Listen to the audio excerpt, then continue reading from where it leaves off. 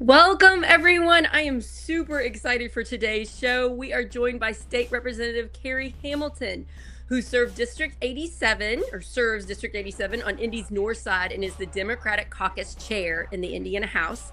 She was first elected in 2016. She sits on the Utilities, Energy, and Communications, Roads and Transportation, and Ethics Committees, and she founded the bipartisan Legislative Trails Caucus. This year, she authored a bipartisan bill expanding workforce development for returning citizens.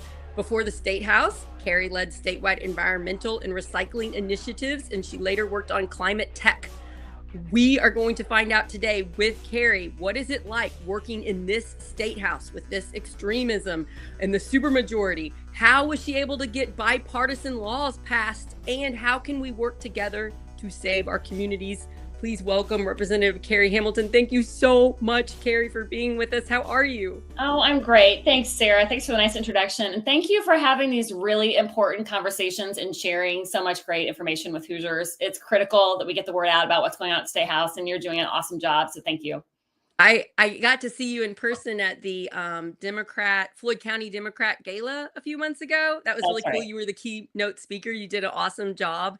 And it just gave me hope for Indiana. I'm so thankful you represent us in this state, and it is a very, very difficult job. You are also extremely busy because you are doing all you can to make our state better, to make Hoosiers' lives better. And thank you for all that you're doing. Everybody have hope. Have hope on this Yes. discussion. We're gonna talk about utility bills. We're gonna talk about childcare. We're gonna talk about how you got bipartisan bills passed and what us regular people out there that aren't state house reps, how we can help save this state from being the bottom of so many lists that we should be at the top of. That's right. So it's pretty cool. You were on the committee. What was it called? The utilities. You're on this energy and Utility, telecommunications. Energy, and Communications Committee. Yeah. We call it All right. Utilities Committee. Yeah. We've done 3 shows. I've done 3 shows on utility bills and data centers, and like everybody's bills are rising. Most people's bills are rising in Indiana, and then they're rising across the country for very specific reasons. Utility companies, mega companies that need a lot of electricity to run AI and stuff are doing a really good job of infiltrating our state houses and getting bills passed that help them and hurt regular everyday people paying our utility bills. Can you tell us what's going on at the State House and what you're trying to do? Yeah. Well, so Sarah, it's been like now several years of the Republican supermajority pushing forward and advancing almost always, but pretty much on a partisan line, legislation that will lead to increased utility rates. And it just has piled up over time. Now, this past year, it kind of snowballed. And so we're going to have, or earlier this year, I should say, we're going to have even more challenges with rate increases coming. But, I think of bills like way back in like, it was either 2017 or 2018. This is a small example, but it starts to tell the story. There was a program in place that most states had in place at the time that if you put solar panels on your house, that extra energy goes back to the grid, and you got a rebate for that energy that goes to the grid. Well, the utilities didn't like that because they thought of it as kind of competition. And so they did away with that rebate. They significantly reduced it. So it makes it more expensive and harder for people to install solar. Well, why that matters for everybody, not just the people installing solar, is that when that energy goes back to the grid in people's neighborhoods, it's the most cost-effective type of energy, and it's at peak energy demand times. And so if we're creating extra low-cost energy at peak times, that helps the utilities not have to build special plants for peak energy generation.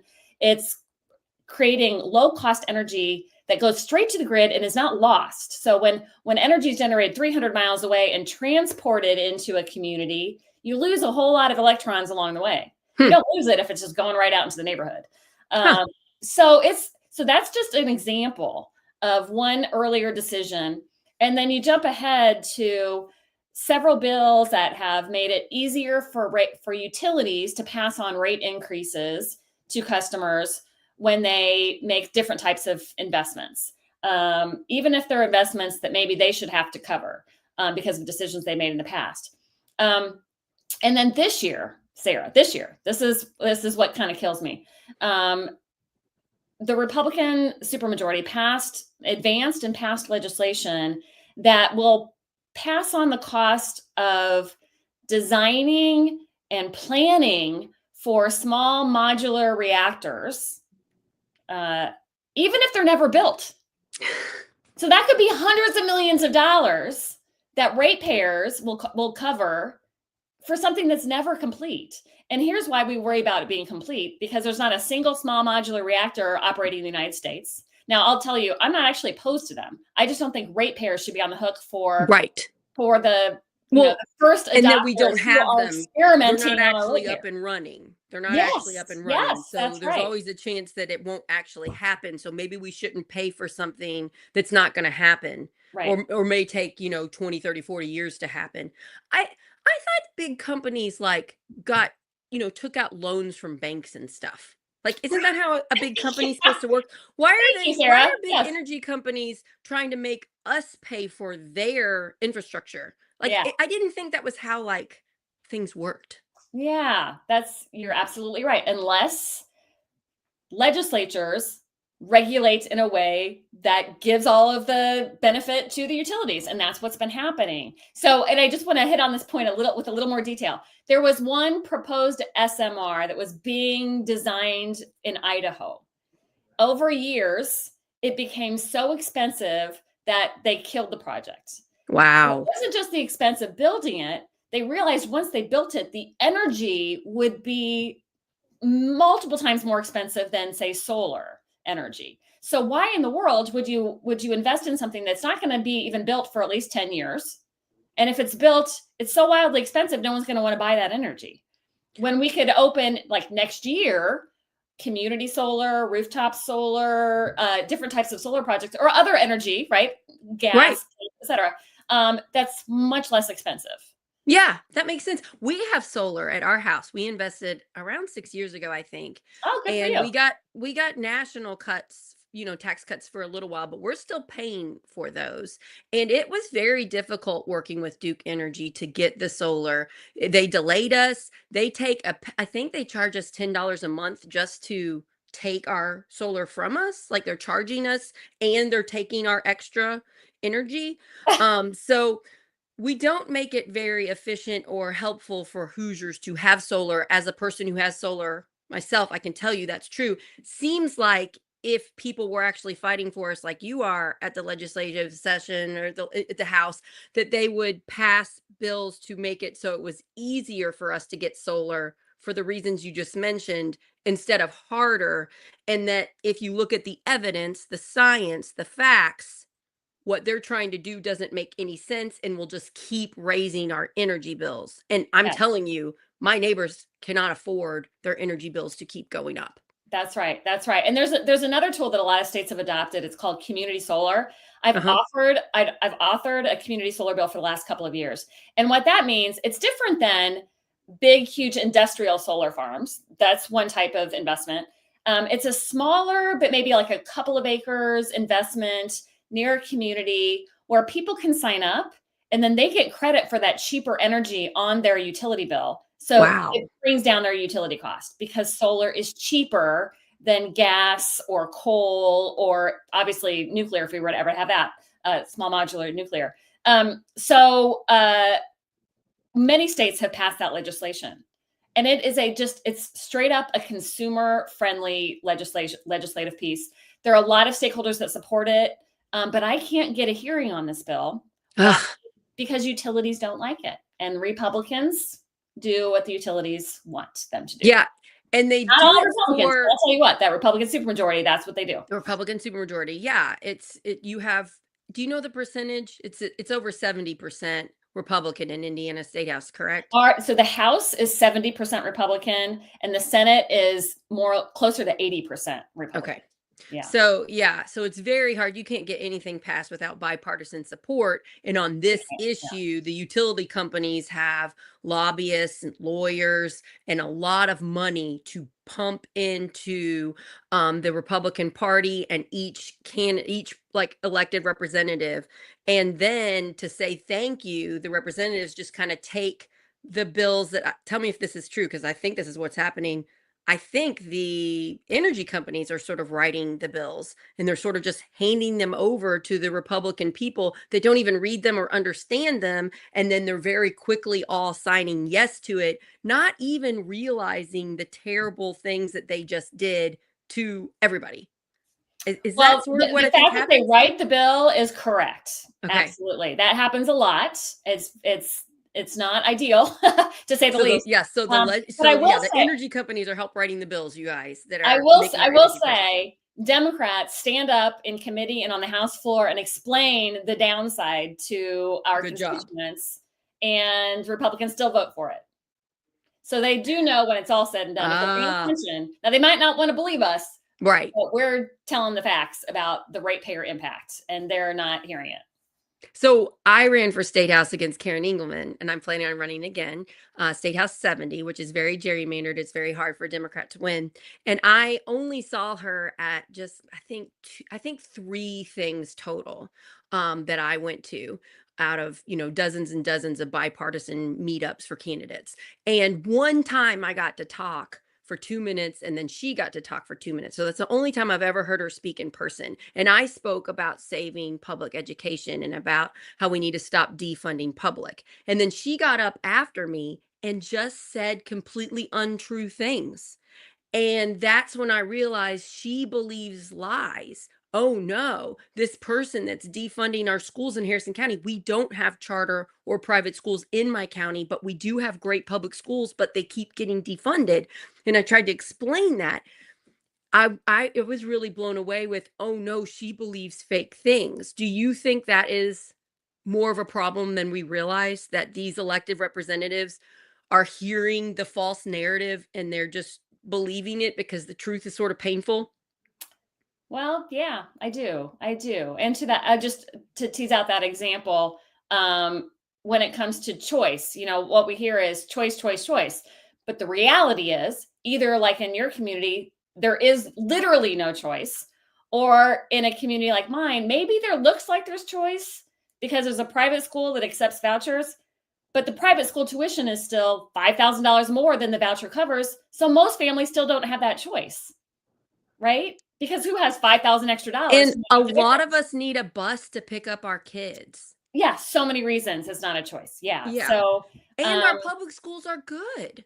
And they were yes. great 20 years ago before we took a wrench to trying to destroy them, because I'm a former teacher and I taught the Oh, standards. And at that time, a long time ago, when I graduated in 2003, we had some of the best standards in the whole country. So it mm, wasn't that long ago, we were right. one of the best in public education. We can get back there, but it's hard to remember. But I if we love start that you have investing that in public perspective. again, yeah, Yeah. if we start investing in public again, very quickly, we're going to be at the top again.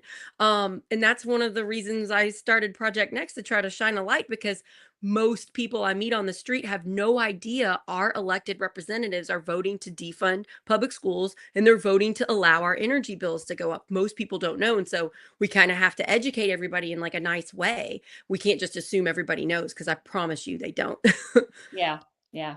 And I'm never one to literally demonize the other side. I don't, Right. but these are policy decisions that are being made, and people need to understand who's making them.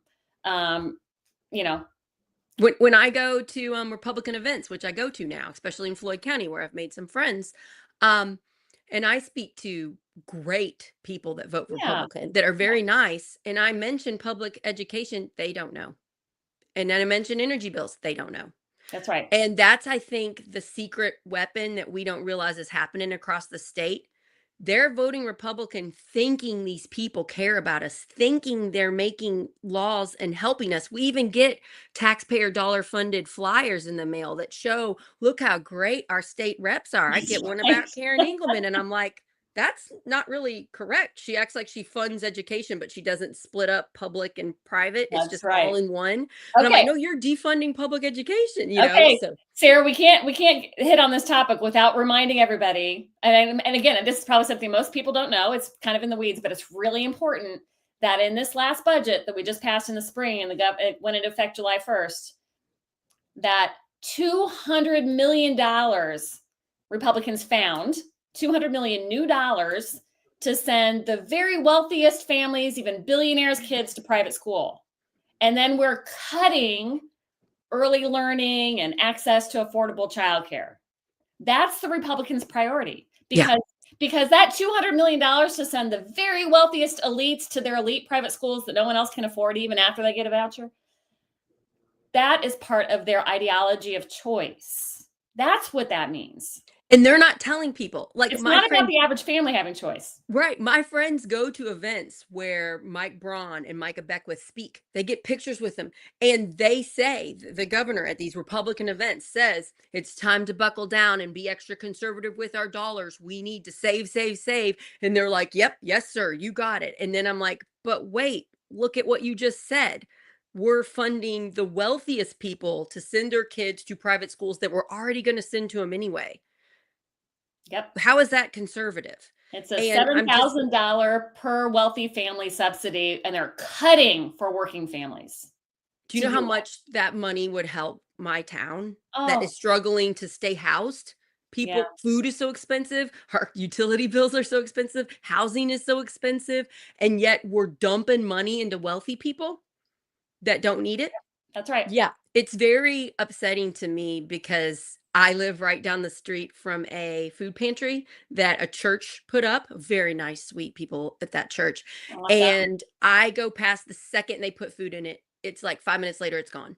Oh, Sarah, this is happening everywhere. These people are hungry, and yet we're doing this.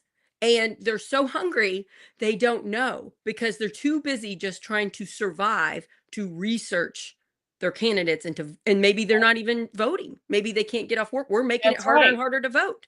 So I know I can feel your pain and your frustration because you know exactly what's happening. You are a very intelligent, wonderful, amazing woman, and you are fighting for us. And this is what we're up against. So let's talk about childcare, because that is another problem. If you're going to take a voucher in my county and you're going to stay at home, you're getting a virtual school voucher. So then your kid stays at home and, in my opinion, does not get as good an education as they would get at the local public schools here, who I'm very close to. And again, I'm a former teacher with my master's in education, and I went through 1 year of virtual school with my son during the pandemic, and he didn't learn a thing because we were too stressed out with the pandemic. So I'm not impressed with the virtual charter schools that our state is pounding money into. And then childcare is a real issue. It is very expensive to get quality childcare here. And so I know a lot of parents, one of them stays at home with the children. So can you talk about what's going on with childcare in Indiana? Yeah. So before I touch on childcare, you brought up virtual, and I just want to remind, here's something that most Hoosiers don't know. Yeah. There was a $100 million approximately virtual school scam in Indiana just a few years ago, 3 or 4 years ago. I'm forgetting the exact number, so give or take, it was several tens of millions of dollars that was stolen from the state by a vendor who made up students and made up teachers and made up expenses, and then, bought houses in Florida. There was a lawsuit. We'll probably never get that money back. I think someone might be in jail now, but it was swept under the rug. That's our taxpayer dollars. That's because the people that are running these charter schools are they're writing the bills. They're putting loopholes in there. They're dumping money into it, and they're giving it to our representatives to pass into law. And then, since they wrote the bills with the loopholes in it, they know how to make the money. So a lot of these charter schools are scams. And even if they aren't great. So okay, so we get that point in there. It's a lot. So early learning and access to childcare. So as you know, Sarah, there is endless data showing that when kids, basically like cradle to K, have not cradle, but you know what I mean, like young children to kindergarten, have access to a learning environment, a healthy environment, high quality childcare and early learning, that they will have a much higher chance of success in life. They'll achieve more education. They'll do better in school, however long they're in school. They're less likely to be in the criminal justice system, to have issues in school, et cetera. And makes it both access to childcare and early learning. It makes that a super smart investment for the state. That piece that's going to help our kids succeed, which helps our families succeed. And then it's just a flat out smart economic investment just from the immediate impact on our workforce, because parents can't work if they don't have access to affordable childcare. Right. And why work when it's about the same cost as the childcare? Exactly. Right. And by affordable, it means they have to be able to also bring home money to pay the rent and pay for the food and pay for everything else, the expenses of life.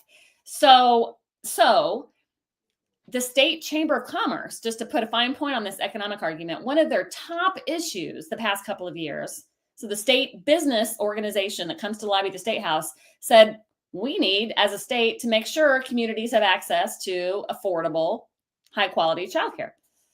But even with that business voice, we didn't make progress. And in fact, in 2025, so this year, we went backwards in the state budget and cut childcare support for families, whether it's making sure that more facilities can stay open in our state, or the cost is affordable for families, it's subsidized to different degrees based on their income.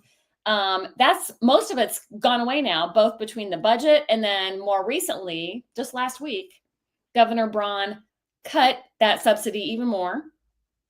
I don't understand it. And we know that means some facilities are just going to outright close because they can't afford to stay open with less per kid. They already weren't having their costs covered. And then parents can't make up the difference anymore.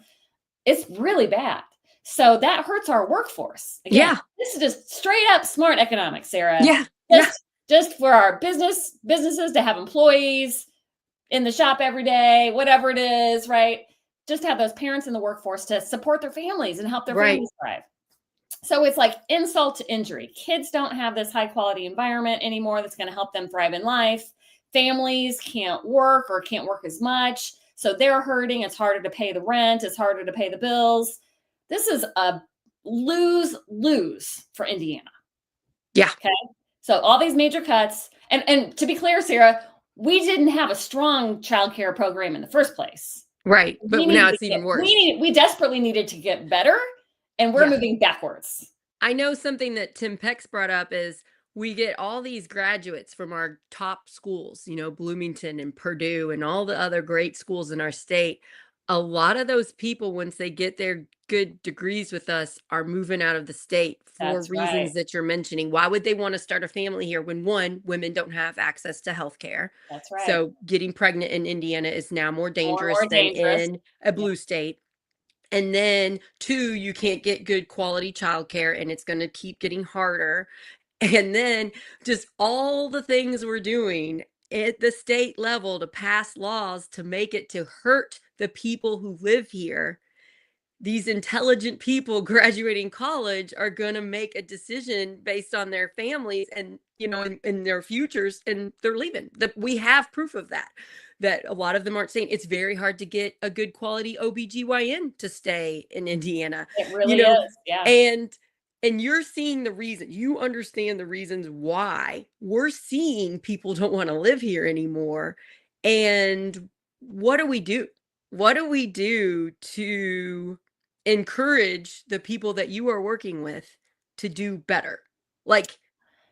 Yeah, well, so first of all, I'm waiting for state leadership that has a vision. I mean, I, along with my Democrat colleagues in the House, we have a vision for an Indiana where families have access to affordable childcare, where the K-12 system is strong and the public schools are funded across our state, where healthcare is accessible. And I'll tell you what, the other thing that happened in the state budget is we cut support for Medicare and Medicaid even more. So we're going to have longer wait lists for people who otherwise would have access to assisted living, for example.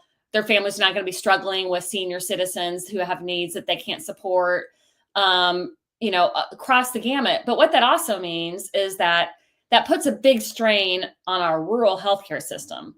We've already had, just in the last few years, we've had 5 maternity wards close across the state. Yeah, we don't have a OBGYN in our Harrison County Hospital. I mean, that's just downright scary for folks. If I was a woman pregnant in Harrison County right now, I would be really nervous about that. Yeah. You never know when you need, like, ideally, you've got 10 minutes away, you've got a doctor. Well, my goodness, if it's an hour away, if it's 2 hours away, heaven forbid. Yeah, That's Carrie, I dangerous. had a triplet pregnancy. I lost one at the end and I almost died. Our little girl died at week 29 of pregnancy, and then I had him at week 34. And this was in 2018 when we still had our access to healthcare. And thankfully, the Harrison County Hospital still had doctors there. But I went to a team of doctors in Louisville with Norton. I had to see so many specialists. And so, believe me, I am very worried about the lack of Yeah. OBGYN in our county. And then reports show we have a very good chance of this hospital closing in a couple years because of the recent bill Oh, is that it was on the passed. list? Yes, it's on the list, and so is the other one. I've got 2 hospitals 20 minutes away from me, one in Salem and one in Harrison County and Corden. Both of those will probably close. So Heartbreaking. it's It's heartbreaking. And Yeah. I'm just like, what do people do when they call 911? How long is it going to take them to get them care? So let me say this, just say it real clear. Democrats at the Indiana Statehouse would pass policies, if we were in charge, that would make sure that rural hospitals stay open, that maternity wards stay open in all of our communities. And this bill isn't going to go into effect until after the next election. Well, that's the other part. So I was just that honestly, Sarah, there's also pain just coming from the state budget, but you're talking about the big bad National bill, one. Yeah, the national and one. you're absolutely right. So that's going to make it even worse. So we already in Indiana, we already have bad news from the state budget, and then it's going to get much worse when President Trump's big bad bill goes into effect just after the midterms.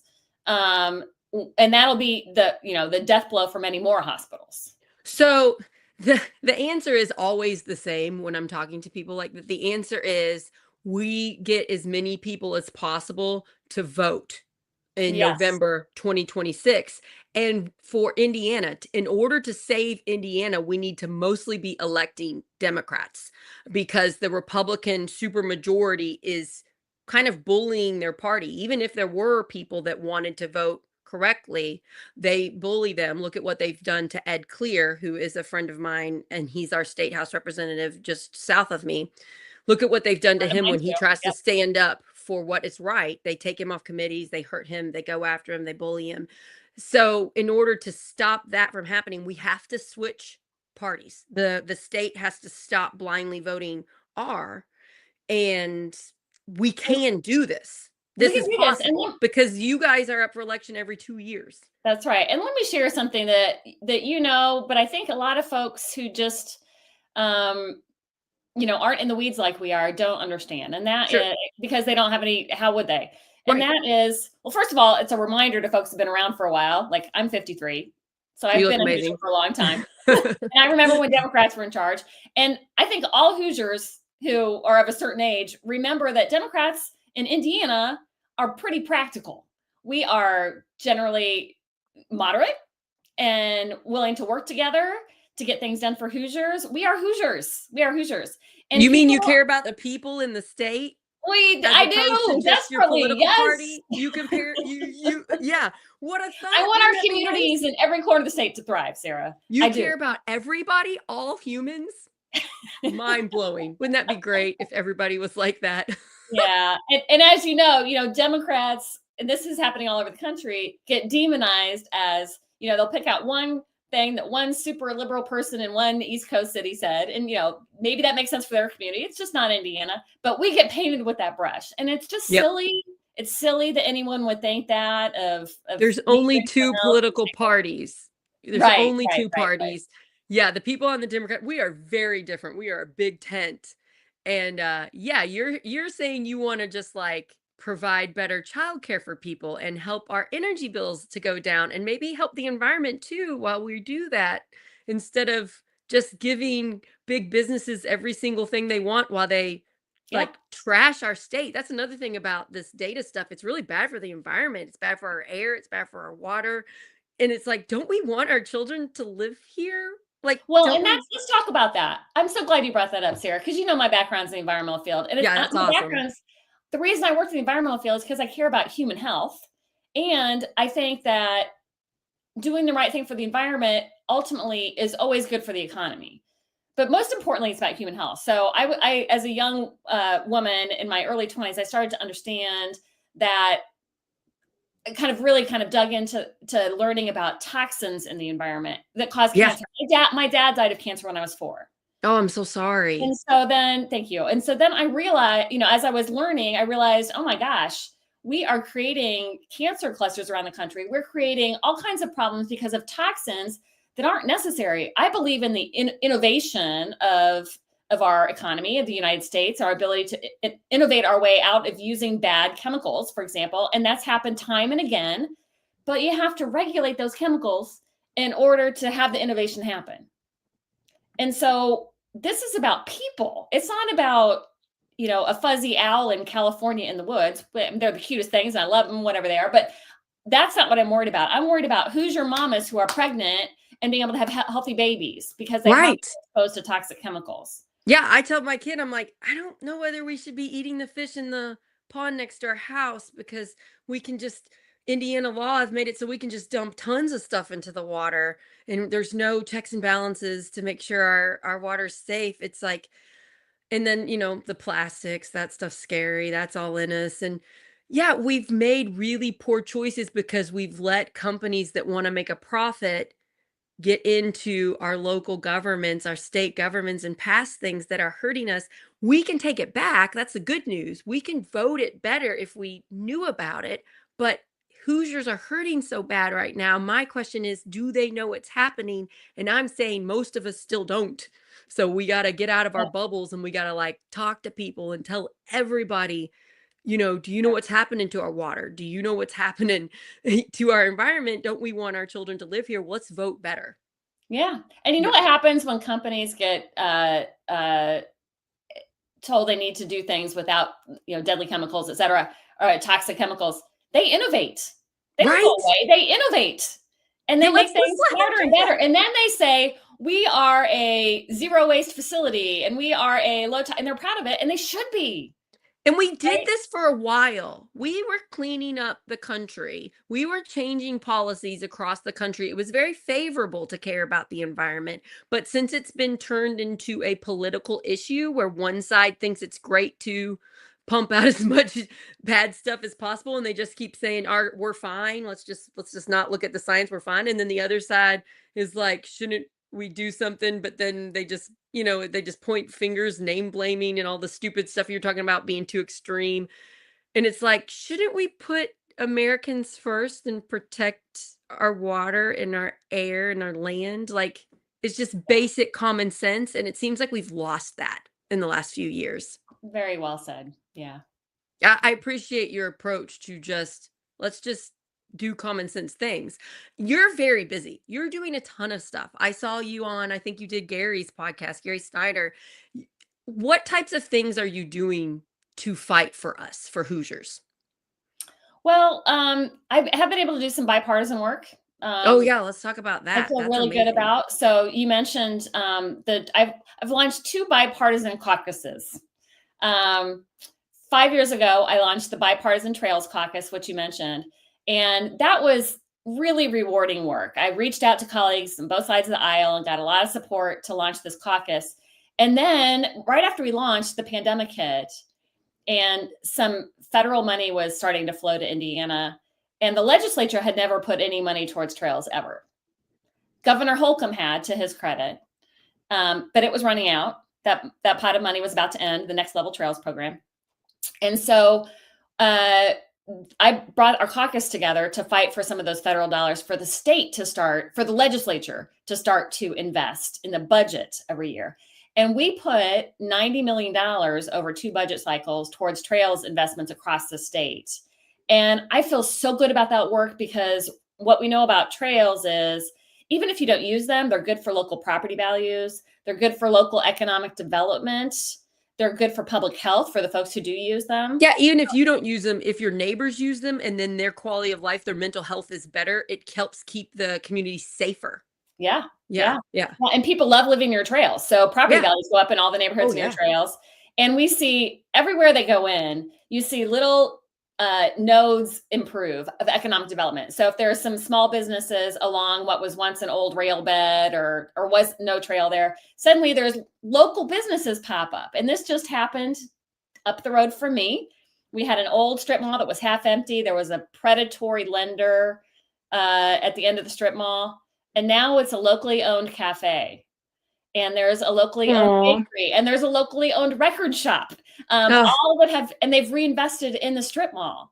So now people come down the trail and they can go into the cafe or the bakery. So the trails are helping to bump up local economy, local businesses. It's helping the actual community where these trails are. That's exciting because we're about ready to open. We're about ready to open trails in Salem. I need to see if I can get somebody to come on about that. I bet it's going to help. Like Salem, Washington is a beautiful little town. I don't know if you've ever been there. It's got like a square. It's got a bunch of independent little restaurants and stuff. It's adorable. So I think this is about ready to happen to this beautiful. I love it. And I actually came down for the Monon South groundbreaking about a year ago, just over a year ago. Very exciting. That was near Floyd's Knobs. Oh, neat. And it was just, and maybe this is the Monon. I don't know. It might be the Monon South. It might be it because they're taking like a railroad track and paving, and they've paved it. Yeah, and it's going to open soon. Right. I think you can already walk on it, but like they haven't had the official opening. I don't think so. It's pretty exciting. Yeah, thanks for helping with that. So how were you able to get Republicans on this committee, and how were you able to get it passed? Because to us following national politics, we look so divided. It looks like this stuff never happens. You just did it. So how? Well, we do. So despite lots of challenges and partisan things that happen at the Statehouse, sadly, we do still have relationships. And for example, back the first budget that we got, those first ever state legislative dollars, I was in close dialogue with the budget writers. I was on the budget committee at the time.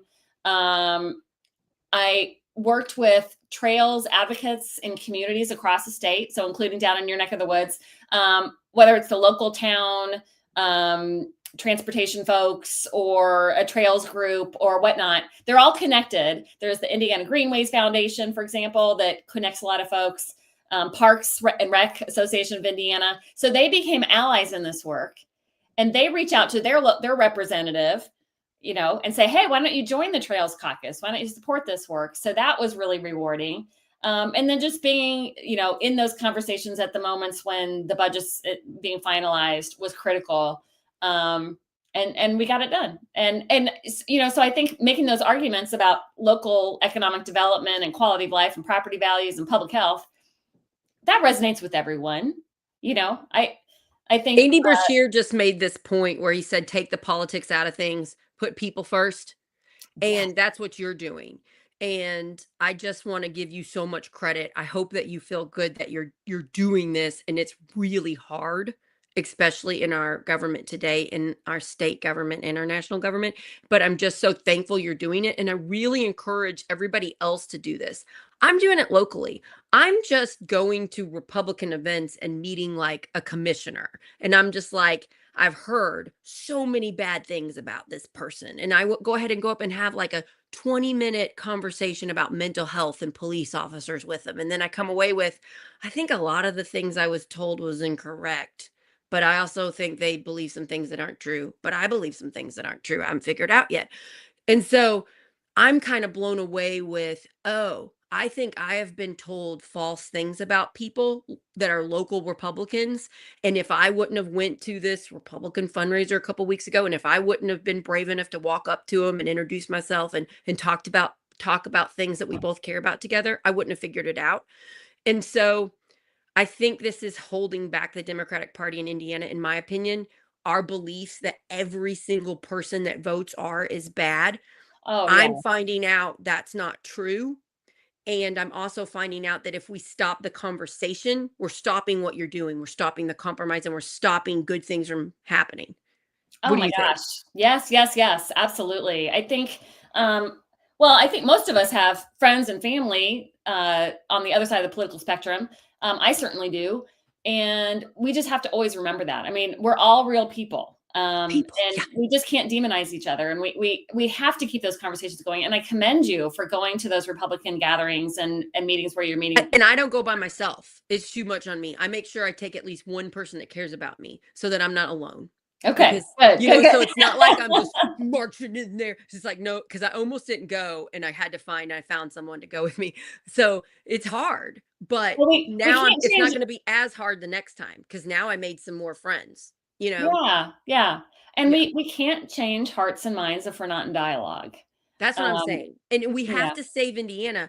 And in one way to save Indiana is we're going to have to talk to our Republicans or our people that aren't voting, and we're going to have to teach them what's going on. I kind of get annoyed. It's like a human fault, in my opinion, where as soon as we learn something, we think everybody else knows it. right, right, right. And it's like, oh, there's a lot of things I don't know, and I'm okay with saying I don't know them. That's another thing we do. We don't like to admit we don't know something, and we just need to be like, I don't know about that.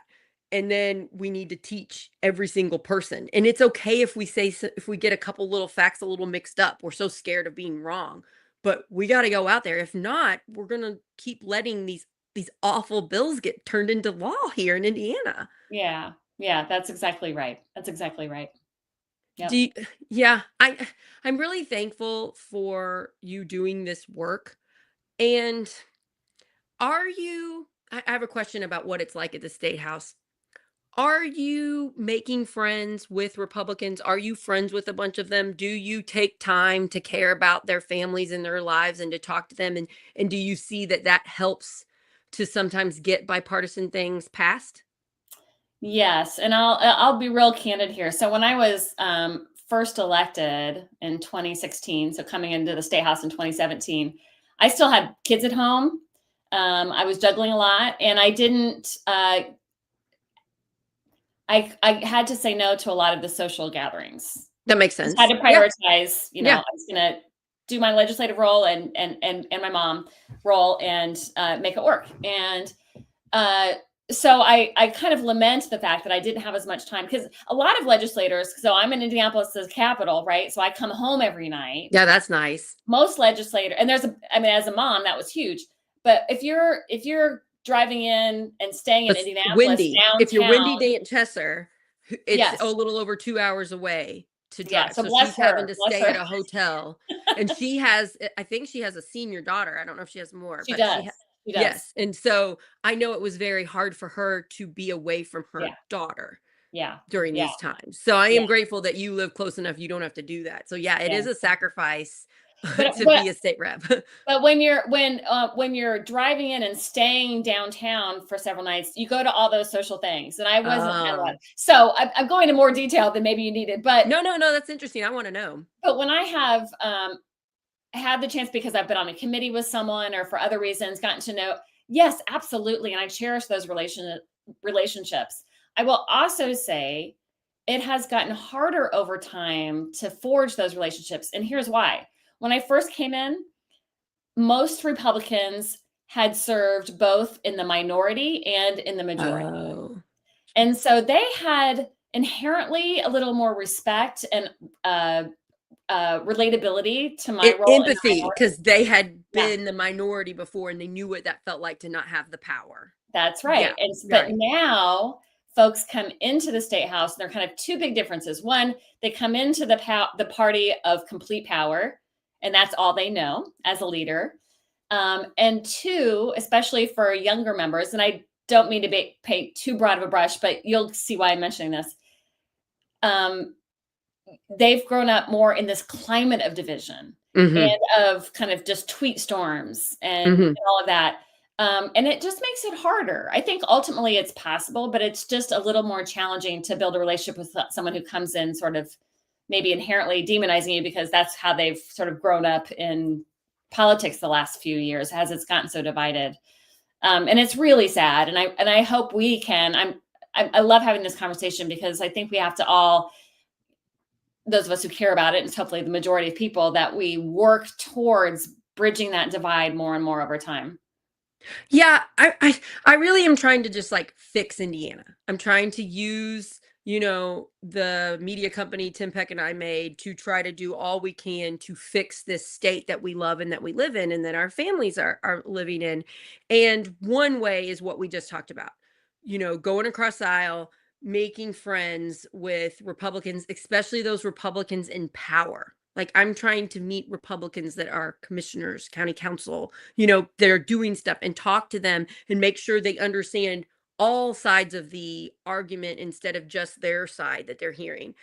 And so you're saying, yes, do that, but it's hard. And then there's the other way to do it. And that's the way I think Jesse Brown does really well. Do you know him? He's an Indy city councilor. He's going to be on the show on Monday to talk more about the ways he does this. But I want to talk about this with you because it's just so interesting to talk to someone who actually has political power in our state.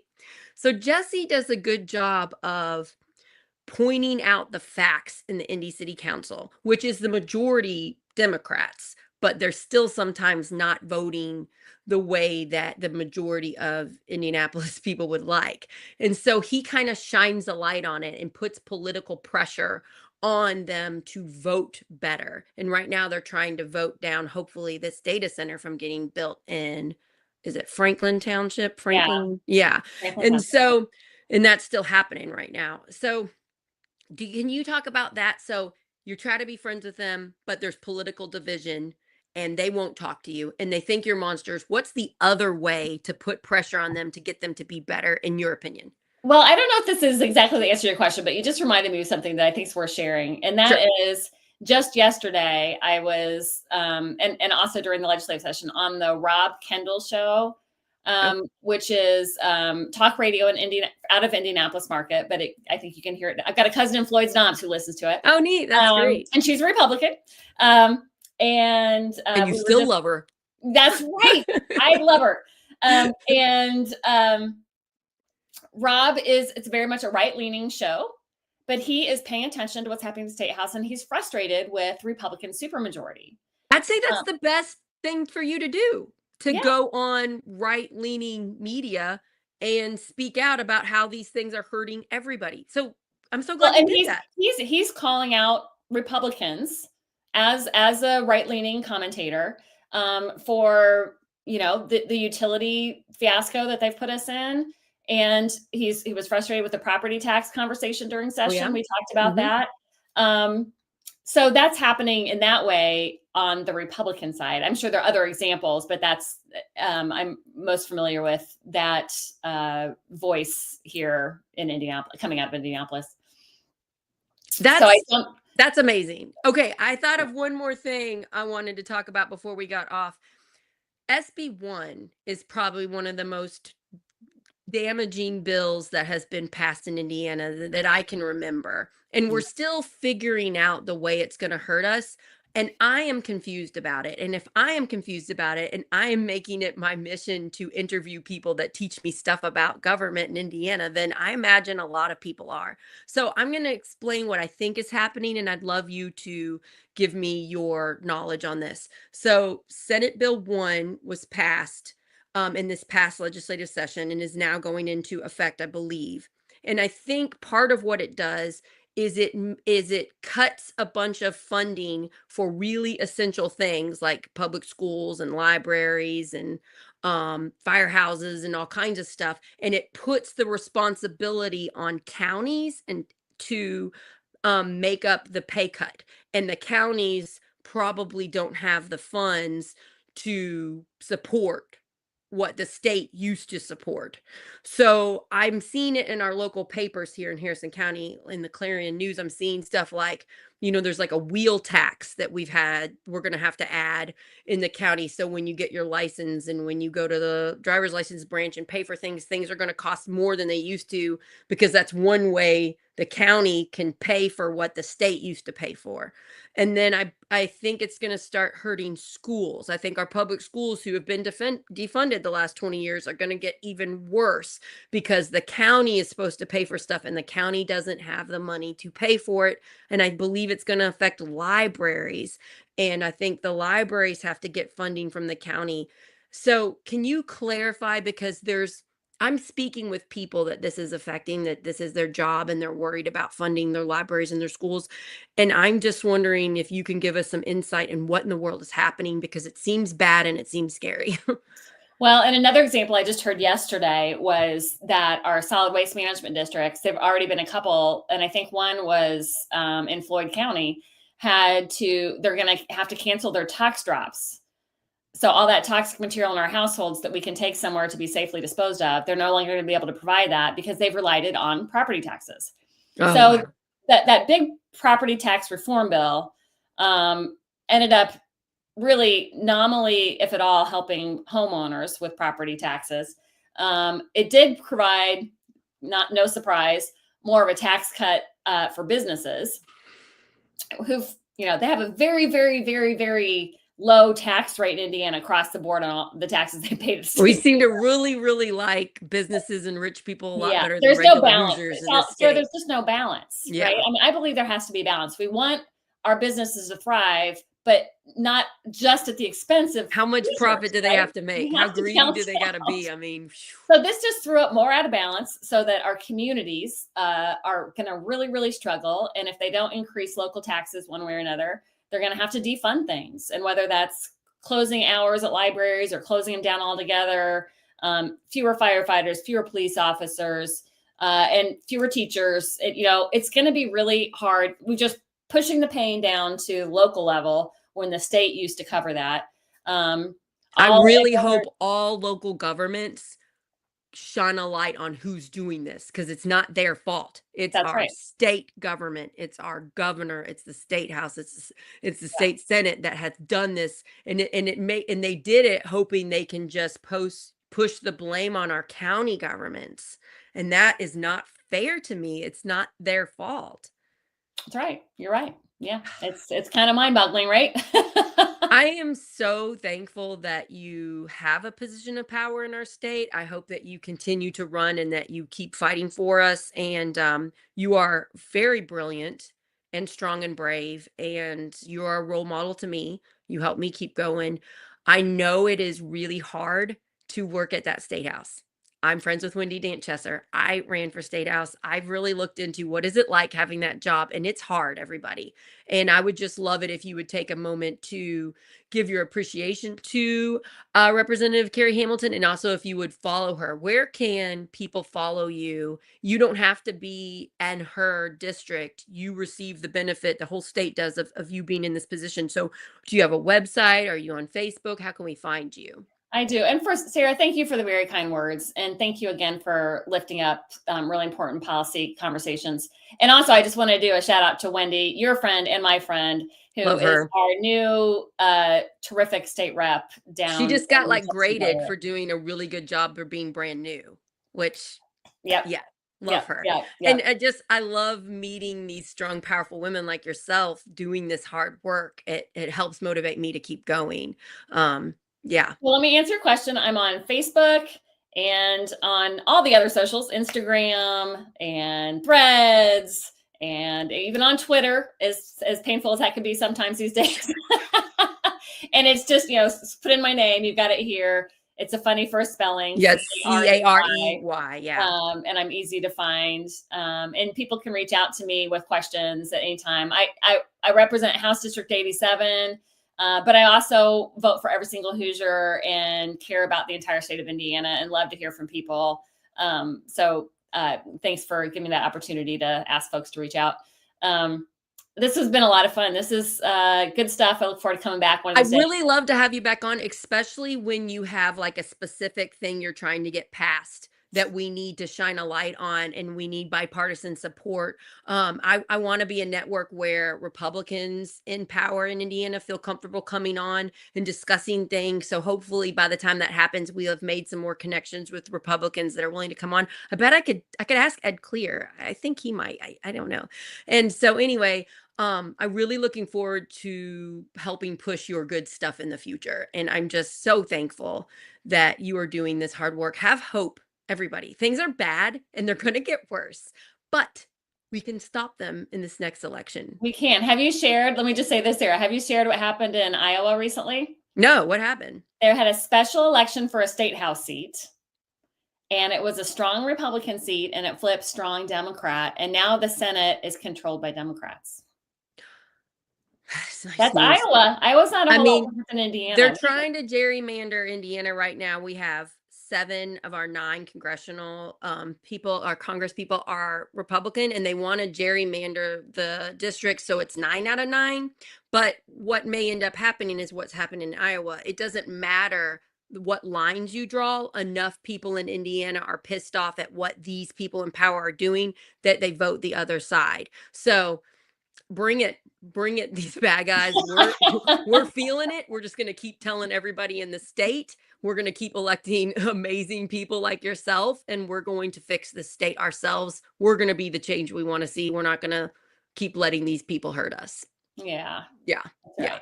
Yeah. Thanks, everybody. We're on Substack, Project Next Indiana. Please go there and subscribe. You can get our episodes as emails. We're on podcasts. We're on Apple and Spotify. And then if you wouldn't mind sharing this episode with somebody who needs to know what's going on in Indiana, please do so, because we want to fix this beautiful state that we live in. And just thank you again so much for making time. I know you're really busy, and I wish you so much success. Thanks, Sarah. I appreciate you. Bye, everyone.